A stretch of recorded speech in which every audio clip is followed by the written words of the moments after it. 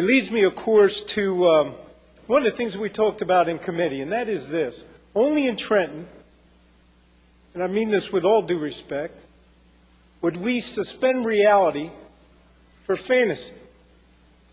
We come up with a theory that says Atlantic City's having trouble because there's an oversupply in the market, because there's too much convenient gaming, because there's competition in other states. And the way we're going to fix that problem of too much supply and over competition, we're going to build more casinos. Now you just think of that in and of itself on its face, and it says to you that, wait a minute, that doesn't make any sense. But I will say to you now that don't take my word for it. Obviously, you might think to yourself, well, he's from Atlantic County, it's parochial. I want to hear how it affects the entire state. Who are you referring to, Brown?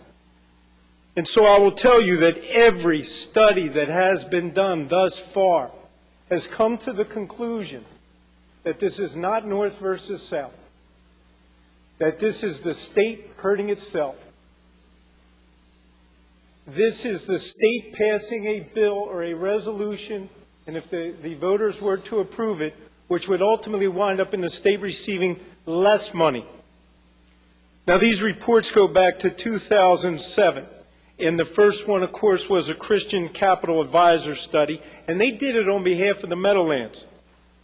And they found that the primary market for the Meadowlands video lottery terminals alone, this was just video lottery terminals, came within the primary market for Atlantic County, and they concluded that it would wind up cannibalizing the revenue you're already receiving.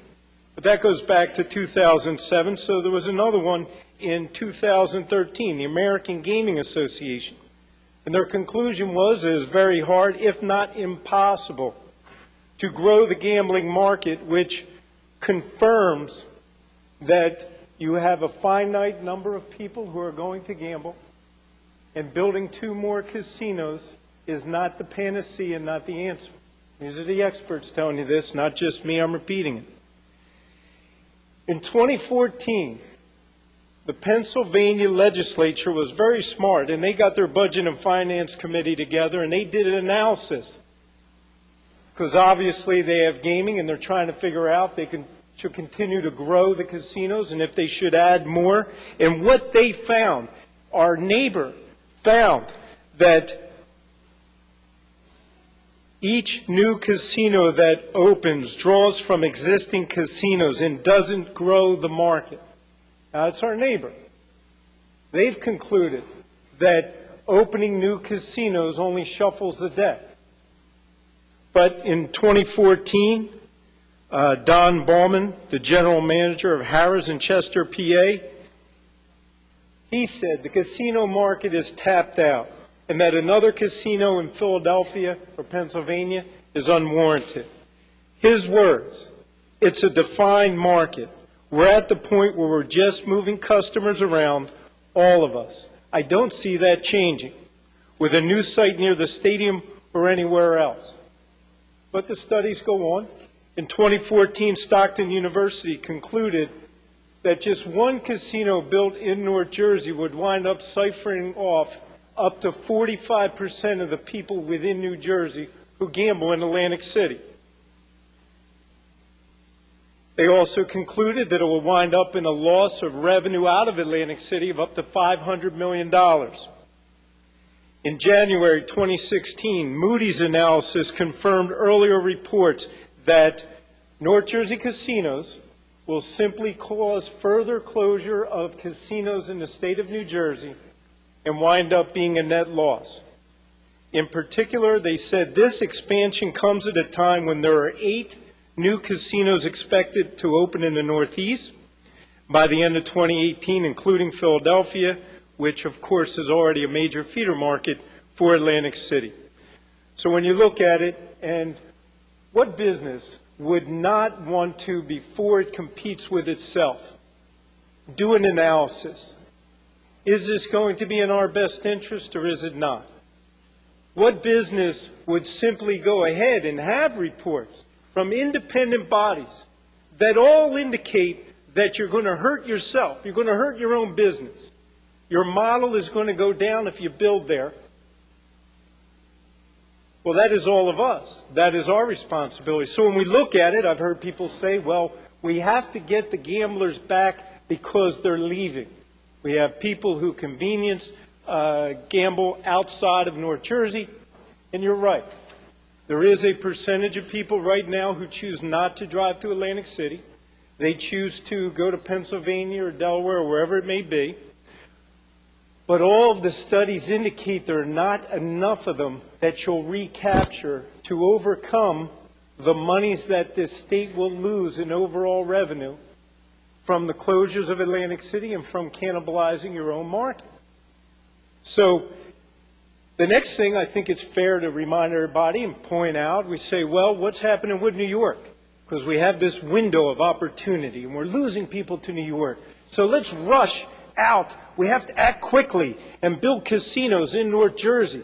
Well, the reality is everyone agrees that the minute that you approve it and start building it, New York is going to approve them as well, and you're going to have simply increased and sped up the competition that we don't have now.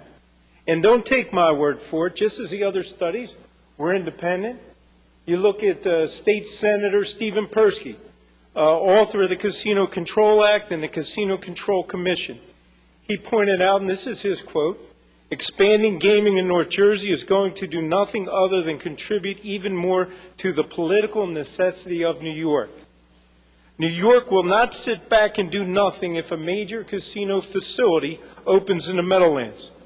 A North Jersey casino isn't going to keep any significant number of dollars in New Jersey that otherwise would have gone across the border. It just won't. Sheldon Adelson, owner of Las Vegas Sands, America's largest casino company, said New York will look at a Meadowlands casino and say, we got to open in New York and keep the money in New York. So if we look at it honestly and we look at what other people are saying, not Brown from Atlantic County, but other people who have independent motivations, independent reasons for looking at the situation, they tell us to take pause. They tell us that ultimately you're going to wind up doing yourself more harm than good. But I've heard that there are those who will say, yeah, but we have to create these jobs. And I would say to you that right off the bat, you wind up cannibalizing more jobs than you create. Now, I understand that there are some building trades out there that have a lot of members, and it can be tempting to want to do the short term and wind up hurting us in the long term. But the reality is, when you're talking to those building trades, in South Jersey right now, what this bill will do is there's $100 million that has been pledged and was about to be contributed towards expanding the Taj Mahal by Carl Icahn, and he made it clear, if you go ahead and pass North Jersey casinos, it makes no sense for me to make that investment. So those are building trades jobs. I'll also point out to you in North Jersey, whether you're in Bergen County where it's a little over 5, or Jersey City where it's a little over 5, South Jersey, it's over 10% unemployment rate. It's over 10%. Foreclosure rate in Atlantic County is the highest in the United States of America. Brought to the committee the other day, newspaper that had over 16 pages, foreclosed properties, over 230 families who are in foreclosure, and that's just that day. So I would say to you, if you're thinking about, unemployment, and I know that every single one of you care about the people of New Jersey. I know every single one of you are not parochial and just say, well, it's good for my district, to heck with them in the South. I know that you care. And I am asking you, because I know that you care, to take into consideration that very fact, that you're talking double-digit unemployment. People are hurting. So it goes a step further. Tony Rodeo, who's the president of Tropicana, said each of the 8 remaining casinos in Atlantic City has two capital improvement plans. One, where there's going to be major investment, and again, for those of you concerned about the building trades, if you want to help the building trades in an area where they need the help, then you would vote no, because you're talking about a plan that is going to be put aside for a second plan if North Jersey casinos become a reality, which feeds into the other reports. You know, listen, during these committee hearings, and I know those in the Judiciary Committee who sat through this before, I appreciate your patience. But if you think about this and you look at it and you're asking yourself, what is the benefit? Why are we doing this? What is the study? The first thing I asked Chair Caputo, and he was a gentleman and he was straightforward, I said, Chair, what report are you relying upon to tell us all this revenue? 2% to this host community, 2% to that host community, this much to the Horsemen, this much to Atlantic City. I said, what are you relying upon? This is great. He said, well, we don't have anything. Well, we have 7 reports that have already been prepared that all say that you're going to wind up doing more harm to the state than good. And you have the words of Carl Icahn and Tony Rodeo. If you're talking about creating jobs, then you would want to vote no on this. But take it a step further.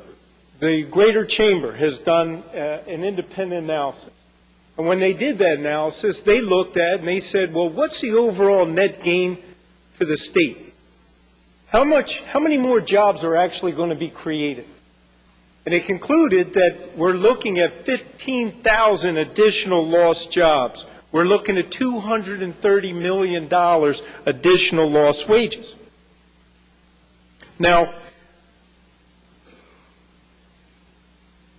ultimately, what they tell us is the casinos that wind up closing down south and the harm that is done down there and the job loss that you have will not be overcompensated for by whatever opens in North Jersey.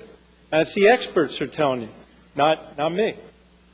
And so some may say, well, you know, those families in Atlantic County, they can pack up and head up north for those temporary jobs as long as they last. I just wanted you to think about that. Seriously, 15,000 families.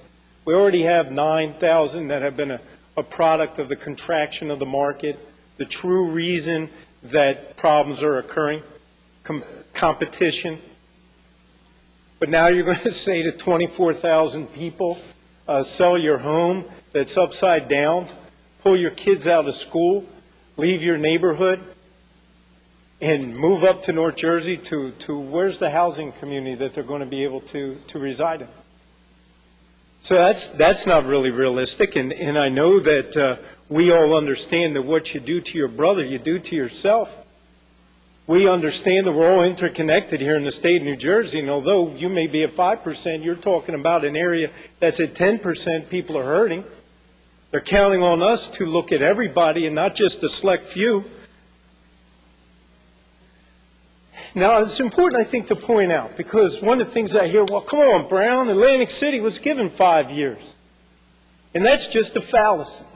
So anybody tries to tell you that, you say, no, I learned the truth. It took 4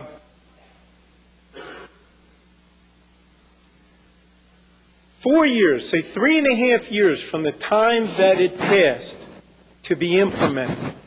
So this 5-year period took 3.5 years for a master plan to be adopted, for people to be hired, for it to be in place. So instead of 5, you're down to 1.5 years. At the 1.5 year mark, my friend Chair Caputo was holding hearings in the Meadowlands for a North Jersey casino. And we're already talking about a North Jersey casino, which brought uncertainty to the market. And when you bring uncertainty to the market, you're not going to get investment. And you say, what's happening with Atlantic City? And I find it hard to believe that they're not getting the revenue that they should. And what's this uncertainty you're talking about? We had and have a plan. And I would say to you, if you think about it, you're all smart people. You all have home, family budgets. You have work budgets. When you decided, when this body decided that they were going to give Atlantic City 5 years, and you're somebody who has money to invest, are you going to invest $30, $40, $50 million, up to $100 million, knowing that in 5 years the whole playing field can be turned upside down and 45% of the people who go there now won't go there anymore? Or are you going to wait? Yes, sir. I mean, needless to say, and I do apologize, but, you know, I know how we all get busy.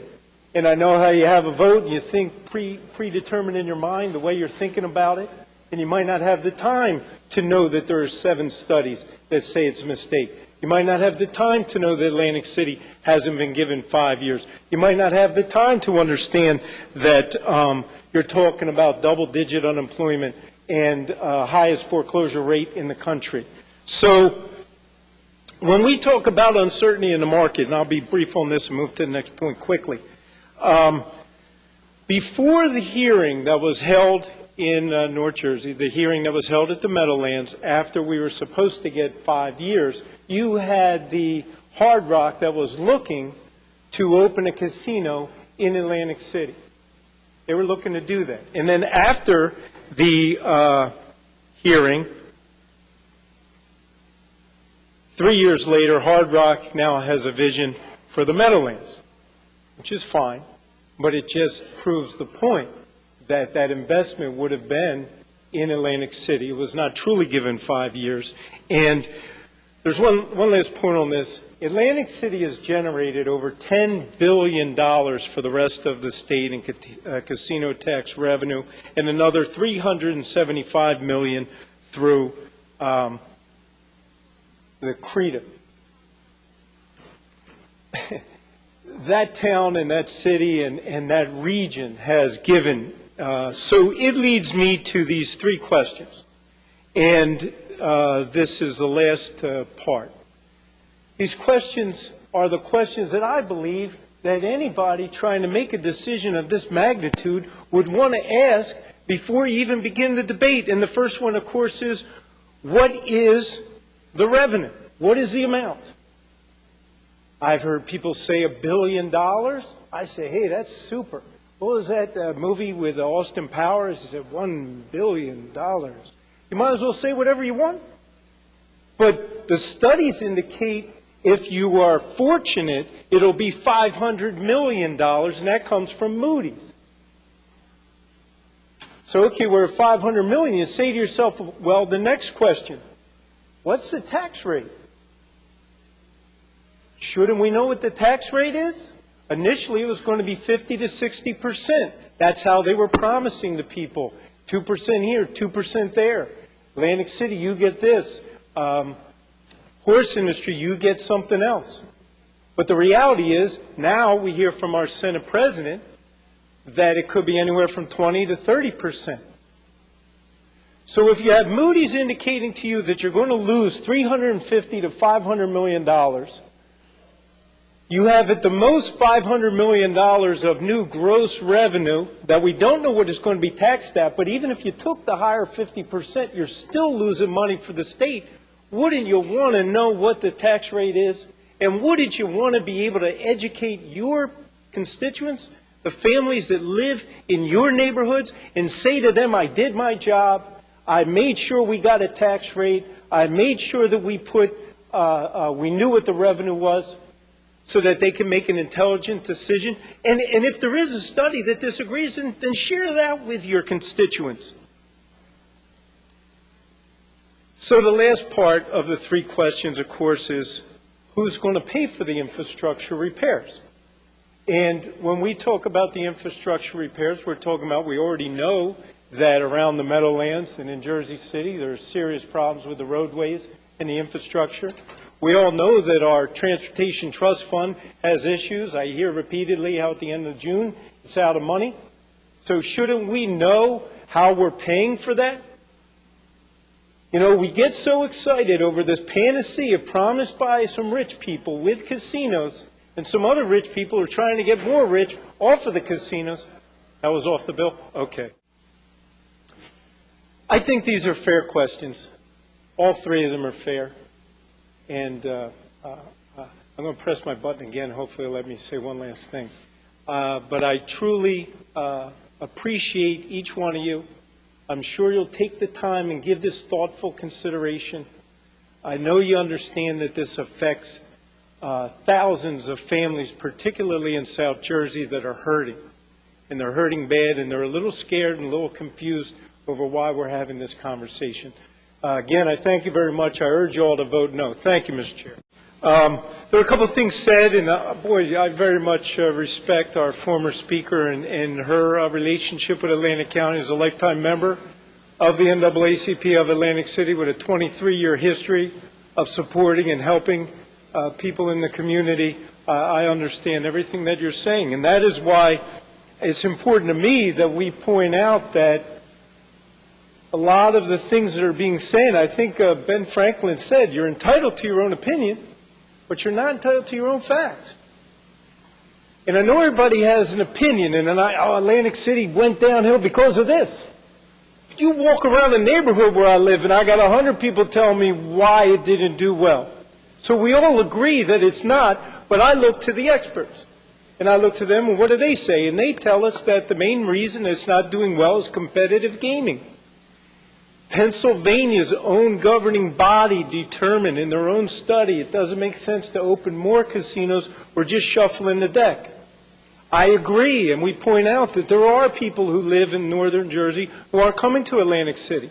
And yes, there are a handful to 100 or whatever it may be of them, but the studies indicate not enough to overcome the ultimate loss to the state and the money that we lose. So I would just say, if we look to the facts and can suspend our emotions, although obviously I'm rather emotional about this, but if we can, we would do better. And I also want to point out something else.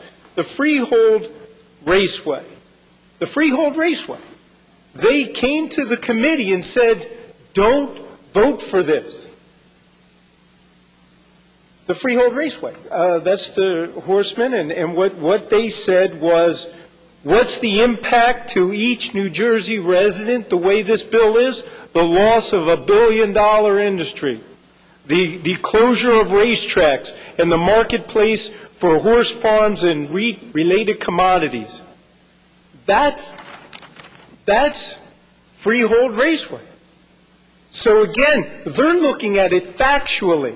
When somebody stands up and says, we can mutually work together. Sure, in a fairy tale, if we ignore the actual studies and all the reports that say if you build in an oversaturated market, they will not come. We have not one study to tell us they will.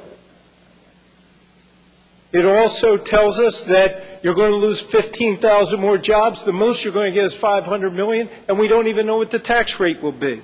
So I with deep respect, I bring up that point. And then, and this is it. This is the last thing.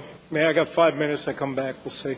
But what we have right now is they just did a study, even with limited information. The Eagleton poll showed that 49% of New Jerseyans oppose expanding gaming. These numbers remain on track from a series of public polls on the issue from 2014. And Fairleigh Dickinson poll showed 56% of the voters oppose expanding gaming. So while there are some wealthy people, there are some special interests. I would argue to you that if we just look at the facts and we look at families and we look at what we're proposing to do, we're not looking out for all those families. And I would say to you that your own public says we don't want it. So with the money, the time, and the energy to put it on the ballot when all the studies say it would be a mistake in the first place, I would just, again, point out there are 3 questions. What's the revenue, and how do we know that? And what's the tax rate, and who's going to pay for the infrastructure? And I thank you all again.